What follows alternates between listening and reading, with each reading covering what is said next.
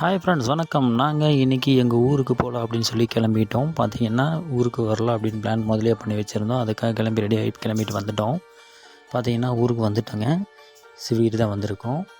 பார்த்தீங்கன்னா தாத்தா பாட்டிக்கு அவ்வளோ சந்தோஷம். பேரப்பிள்ளைய வந்ததை பார்த்தங்காட்டி என்னை யாராக இருந்தாலும் பேரப்பிள்ளைங்க பார்த்தா கண்டிப்பாக எல்லாத்துக்குமே சந்தோஷம் இருக்கும். அதுலேயும் கூட இருக்கிறான் பார்த்திங்கன்னா கருப்பன் நாய் பேர்.